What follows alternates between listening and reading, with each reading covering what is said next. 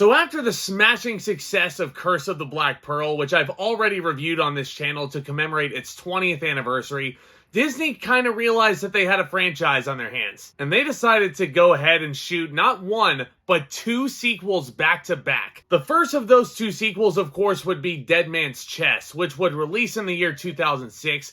Gore Verbinski is once again in the director's chair. You have Johnny Depp returning as Captain Jack Sparrow. And for some reason, you have Orlando Bloom and Keira Knightley back, even though it kind of appeared that their arc was completed in the previous movie. But now, what the hell? When ghostly pirate Davy Jones, played by Bill Nighy, comes to collect a blood debt, Captain Jack Sparrow must find a way to avoid his fate lest his soul be damned for all time. Nevertheless, Jones manages to interrupt the wedding plans of Jack's friends Will and Elizabeth. Which again, even though it seemed like their arc finished in the previous installment, here they are again. But dude, the hype for this movie was insane 17 years ago, wasn't it? Everybody was on this insane pirate craze. I remember going to see this in the theater and my auditorium was pumped to be there. Jam-packed house too, for what would turn out to be the highest grossing movie of 2006. And I'm sitting here very excited to talk about this with you guys because I'll be honest, I feel like I enjoyed Dead Man's Chest more than a lot of other people. But yeah, I'm definitely aware that this movie has a lot of problems. And I'm actually going to go ahead and start with those issues, mainly because I feel like the positives completely saved this movie from being a disaster. I've said this already, but I don't really feel like Will and Elizabeth needed to be in this movie. Even though both Bloom and Knightley are doing their best with the material they're given. And I'm still going to advocate on this one. Keira Knightley as Elizabeth Swann is actually a lot more interesting than people give her credit for. But it's what they do with her this time around that kind of boggles my mind in hindsight. Because something that was teased as a joke, a romance between Jack Sparrow and Elizabeth in the previous installment, now they're taking it completely seriously. And I guess that starts to place more of a chip on the shoulder of Will Turner, who I've always said was the most bland out of everybody in this franchise. But rewatching this, it's like, I don't know if the teased romance between Sparrow and Elizabeth works for me. Sure, they're gonna crack funny one-liners at each other, just like the previous movie. I'm sorry, darling, I don't think those clothes suit you. It's either a dress or nothing at all. Sparrow was sexist in this movie, wasn't he? But getting on the topic of Will Turner, who definitely is in the role of being kind of the damsel in distress, if you will, being Davy Jones's captive and what have you, reuniting with his father, played by Stellan Skarsgård, who, by the way, spitting image of Bootstrap Bill. Right. Unfortunately, this screenplay does have a lot of retconning, because if you look at Bootstrap Bill and his son side by side, there's a couple of lines in Curse of the Black Pearl that allude to Will as the spitting image of Bootstrap Bill. And then you look at Stellan Skarsgård with the starfish just melded into him and all the barnacles growing off his face.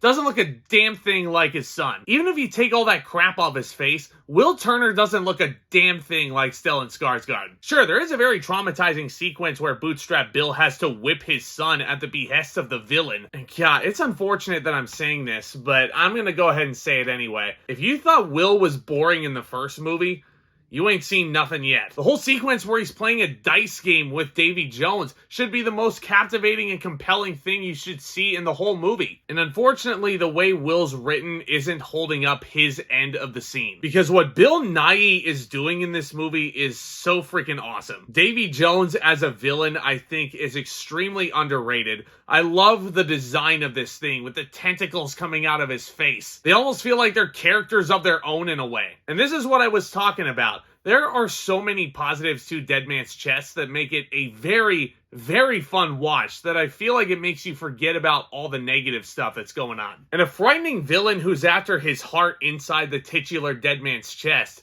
that's certainly compelling stuff. Now, I definitely wouldn't say that he's the most interesting villain of the bunch. Barbossa definitely takes the cake on that one, just based on his feud with Jack Sparrow and how personal it is. But I just can't help but be glued to the screen whenever I see Davy Jones there.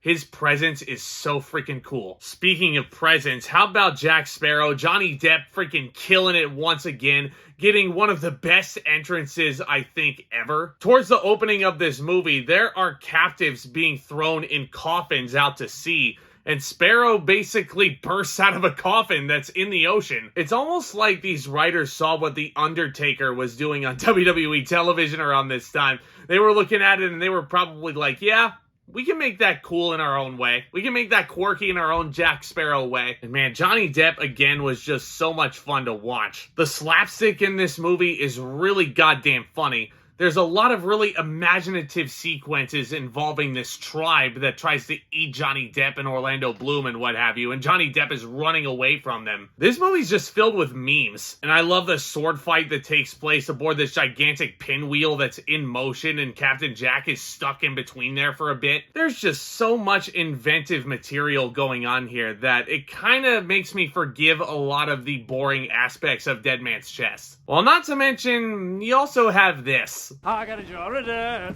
I got a jar of dirt, and guess what's inside it? Never in my wildest imagination did I think that a pirate would be using schoolyard taunts. Gosh, you guys can probably tell by my complexion here and my excitement talking about these movies. They just bring back so many memories for me, man. I adore these things.